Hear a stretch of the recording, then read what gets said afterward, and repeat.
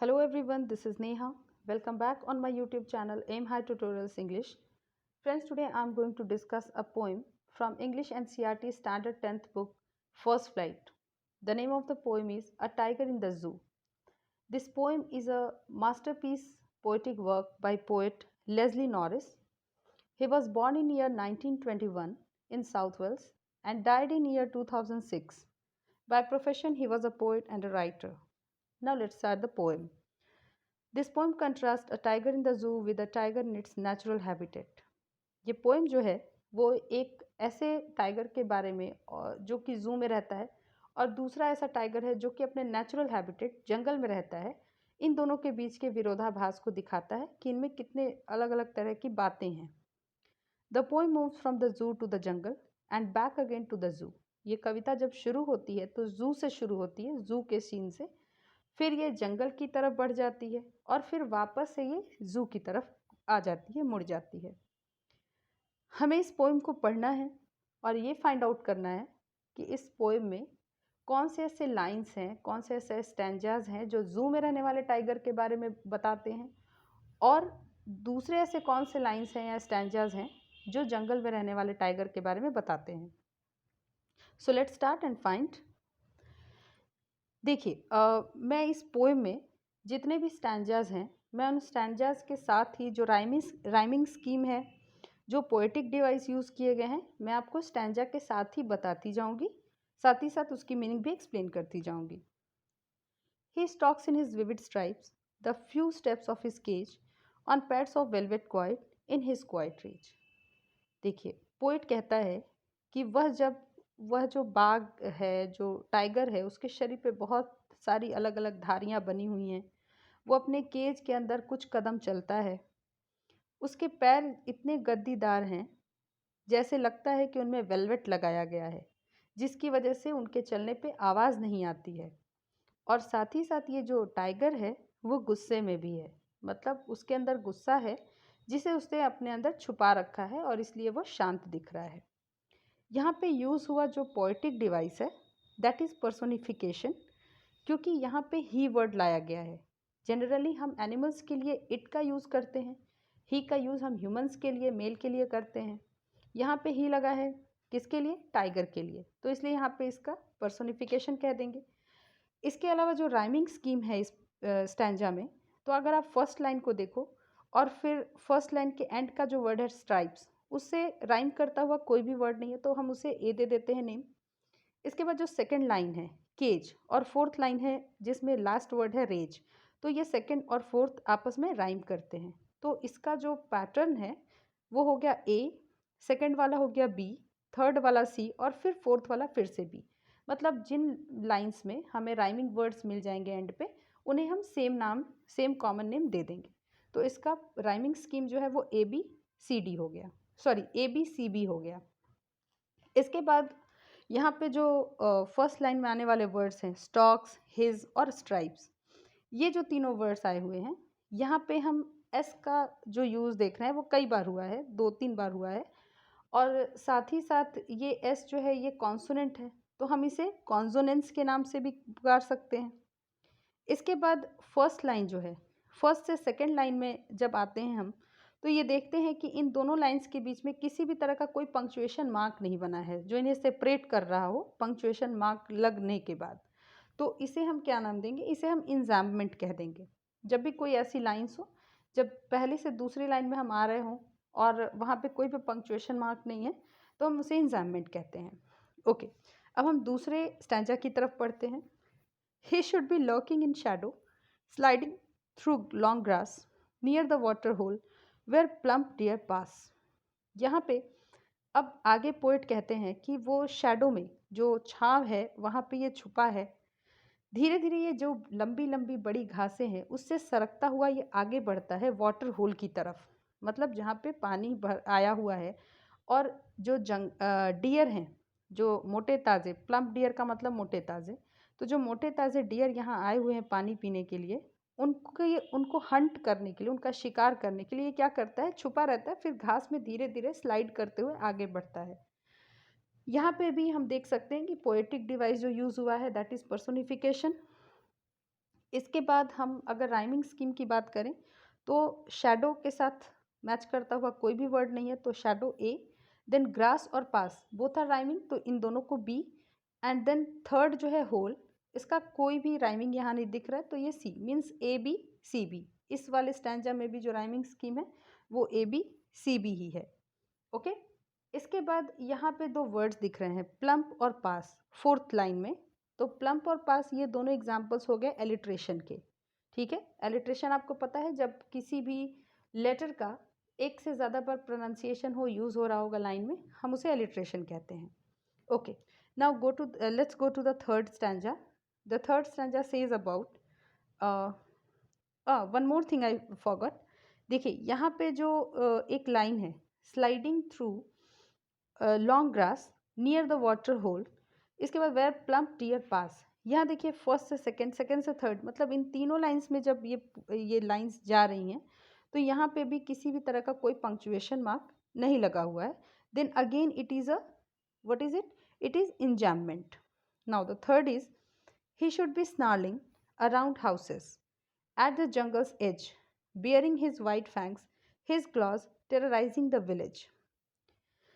अगर हम इसकी बात करें तो यहाँ पोएट कहते हैं कि वो क्या करता है, घरों के आसपास जब जाता है, वैसे घर जो जंगल के पास ही बसे हुए हैं, तो वहाँ के लोगों को क्या करता है, अपने चमकीले नुकीले दांतों को दिखा के डराता है। साथ ही साथ जो गांव वाले हैं, इससे हमेशा इसके आक्रामक रूप को देख करके क्या होते हैं, डरे रहते हैं, टेरिफाइड रहते हैं। यहाँ पे भी फिर से ही आया है, मीन्स पर्सोनिफिकेशन यूज़ हुआ है। इसके अलावा अगर हम बात करें तो यहाँ हाउसेस, अगर राइमिंग स्कीम की बात करें तो हाउसेस के साथ मिलता हुआ, राइम करता हुआ कोई भी वर्ड नहीं है। फिर यहाँ एज और विलेज ये दोनों राइमिंग है, तो ये b b, and then clause, ये again this will be a c, तो ए बी सी बी, यहाँ पे भी जो राइमिंग स्कीम है वो ए बी सी बी है। फिर यहाँ पे जो शुड, अराउंड और हाउस, शुड ओ का प्रोनाउंसिएशन, अराउंड ओ, हाउसेस फिर से ओ का प्रोनाउंसिएशन। तो ये हमें पता है कि ओ जो है दिस इज़ अ वॉवेल, और यहाँ वॉवेल वाला ही प्रोनाउंसिएशन भी है इसका, तो ये क्या कहलाएगा, this will be called an assonance. Okay, ठीक है। नेक्स्ट फोर्थ जो स्टैंजा है, but he is locked in a concrete cell, his strength behind bars, stalking the length of his cage, ignoring visitors. अब यहाँ पे कवि बताते हैं कि, लेकिन देखिए जो फर्स्ट स्टैंजा था वो जू से शुरू हुआ था, सेकंड और थर्ड में हमने देखा क्योंकि ये हंट कर रहा है, तो हंट कब करेगा, जब ये जंगल में होगा।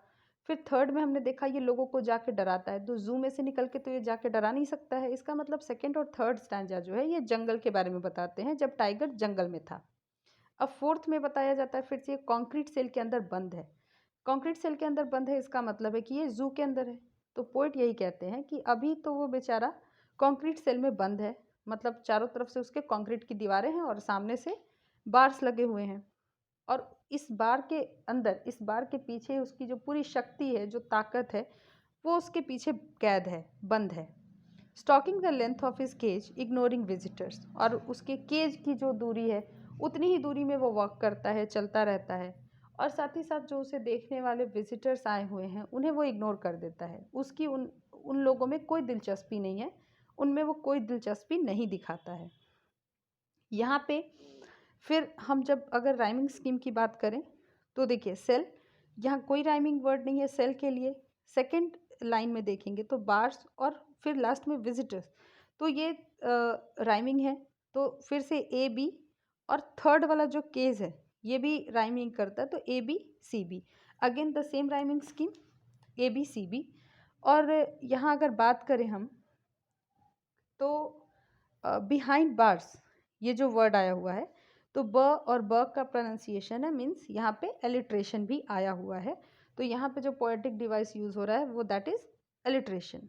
Okay, now next and last, he hears the last voice at night, the patrolling cars, and stairs with his brilliant eyes at the brilliant stars. वो क्या करता है, सबसे अंतिम बार उसे आवाज़ तब सुनाई देती है जब रात में ज़ू के जो स्टाफ मेंबर्स होते हैं, जो वहाँ के कर्मचारी होते हैं, जब वो पूरे ज़ू की पेट्रोलिंग कर रहे होते हैं, तो वही पेट्रोलिंग के दौरान जो आवाज़ आती है वही उसे सबसे अंतिम बार सुनाई देती है। And stairs with his brilliant eyes at the brilliant stars. और वो क्या करता है, अपनी उन चमकीली आंखों से आसमान में चमकने वाले उन तारों को देख रहा होता है। इसका मतलब है कि वो पूरी तरह से क्या हो गया है, अभी बेबस है, वो किसी और के वश में है। He is not completely free. That's why he can not do anything accept staring at the things. वो सिर्फ स्टेयर कर सकता है, देख सकता है, लेकिन वो कुछ कर नहीं सकता है। पोइट यही कहते हैं कि अंत में उसे रात में सिर्फ ये आवाज़ सुनाई देती है और वो तारों की तरफ देख सकता है अपनी चमकीली आंखों से। यहाँ पे भी अगर हम राइमिंग स्कीम की बात करें तो नाइट के साथ कोई भी राइमिंग वर्ड नहीं दिखता है। अगर सेकंड और फोर्थ लाइन में देखें तो कार्स और stars both are line rhyming. And the third में आइज़ है, तो ये भी किसी से राइम नहीं करता है। मतलब फिर से जो हमारा राइमिंग स्कीम है वो ए बी और सी बी ही है। मतलब अगर बात करें तो इस पोएम के पांचों जो स्टैंजाज हैं वहाँ पे राइमिंग स्कीम सेम ही है। यहाँ पे हमें एक जगह देखिए, यहाँ पे हमें देखने को मिल रहा है ये वर्ड, सॉरी फोर्थ स्टैंजा में, जहाँ पे कंक्रीट और सेल, शायद कुछ लोगों को इसमें कन्फ्यूज़न हो जाए कि कंक्रीट और सेल, यहाँ पे भी तो सी दोनों बार यूज़ हुआ है, तो एलिट्रेशन क्यों नहीं है। तो ये एलिट्रेशन इसलिए नहीं है क्योंकि जो कंक्रीट हम जब बोलते हैं तो उसमें क का प्रोनाउंसिएशन आता है, जबकि हम सेल बोलते हैं तो स का प्रोनाउंसिएशन आता है। तो सिर्फ सेम लेटर्स रहने की वजह से हम एलिट्रेशन नहीं कह सकते हैं। एलिट्रेशन तब कहेंगे जब दोनों के प्रोनाउंसिएशन का तरीका भी सेम होगा। ओके, इसके बाद यहाँ पे इस फिफ्थ स्टैंजा में हम देखते हैं कि जो थर्ड लाइन है and stairs with his brilliant eyes, और फोर्थ लाइन है एट द ब्रिलियंट स्टार्स, यहाँ इन दोनों लाइंस के बीच में किसी भी प्रकार का कोई पंक्चुएशन मार्क नहीं है। तो कोई भी पंक्चुएशन मार्क नहीं है, इसका मतलब है कि ये क्या है, ये इंजाममेंट है। आई होप कि ये एक्सप्लेनेशन आपको समझ में आया होगा। और अगर कंट्रास्ट की बात करूं तो कंट्रास्ट में हम ये देख सकते हैं कि एक टाइगर जो जू में रहता है उसे